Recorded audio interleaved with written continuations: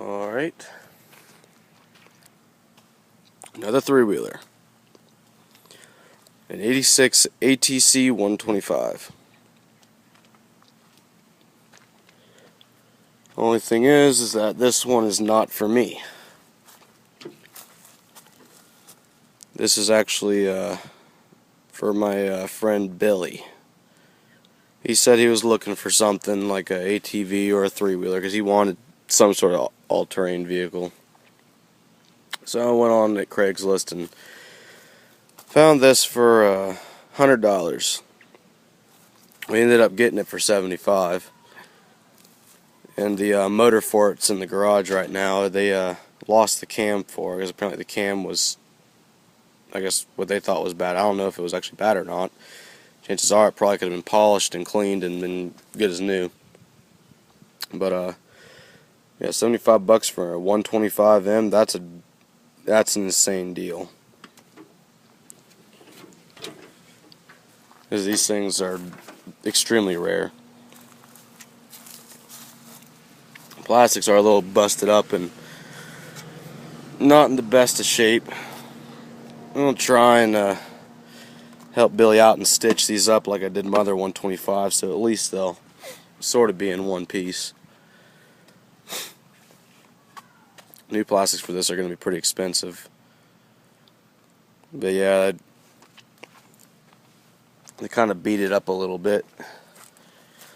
Like getting the chain guard open. I mean, seriously, you don't have to bend that open. That kind of annoys me. You don't have to bend that open.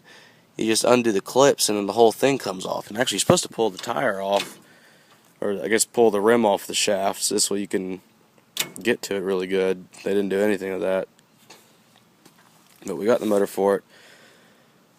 Brakes are a little seized up. They're not working very well. The back axle is actually locked up right now. I don't know if it's the chain bind up or if it's the rear brake sticking or what.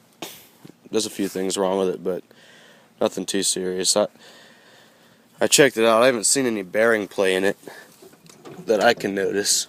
So the bearings must be pretty tight. But yeah, everything for it's here.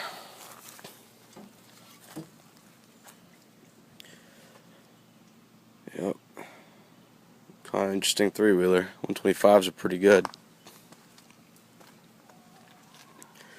It does look different than mine though, because this one's pretty much all original. Mine's got that big old front rack on it and the deer tray rack on the back. In fact, I'll go ahead and walk to the backyard and show you all that.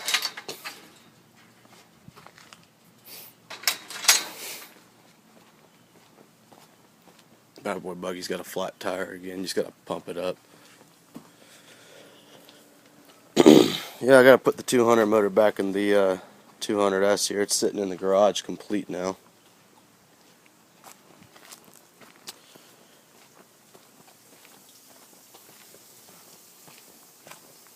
Hey, Mom.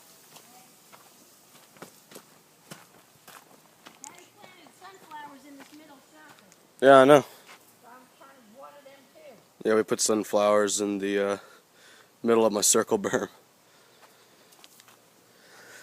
And yeah, basically it's the exact same three-wheeler as this, except this one has a little bit bigger tires on the back than it's supposed to, I think. I don't know.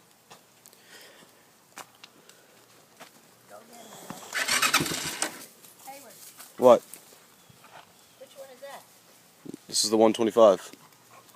And that's the one that you brought home, right? No. The one, what? The one I brought home is completely different. I know, it was a three-wheelie thing that was for Billy, right? Yeah. It said Honda on it. Well, everything on it's pretty much a Honda. Oh.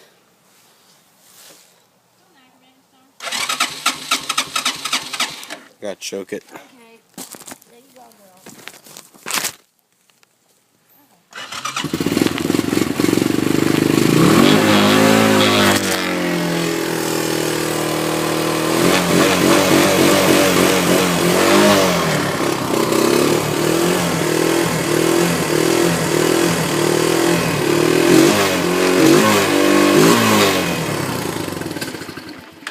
Ah.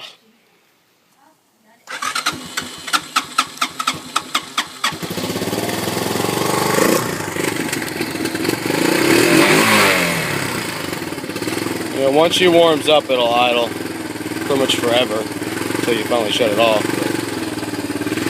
But without it being warm, it does like to cut off. Once you turn the steering wheel, it'll kind of rev it up, pulls on the throttle cable some.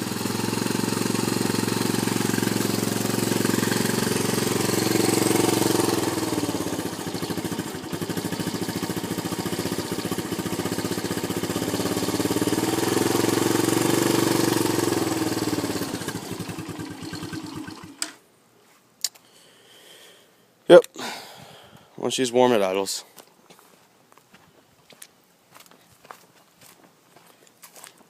Let's see here. I'll show you the motor for the three-wheeler on the trailer over there.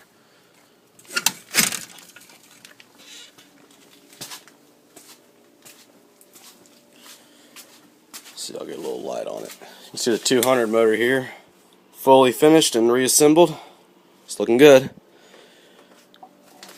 And then we got our 125 motor. You can see for the most part it's pretty much taken apart. They just kind of slapped it back together. Apparently it doesn't even have a cam in it. We got to order a new cam, which is going to be expensive. But everything's there, including solenoid. That came with it, which is pretty good, I guess. Yep, it's got everything with it. It's going to need some work, but it's nothing Billy and me can't handle.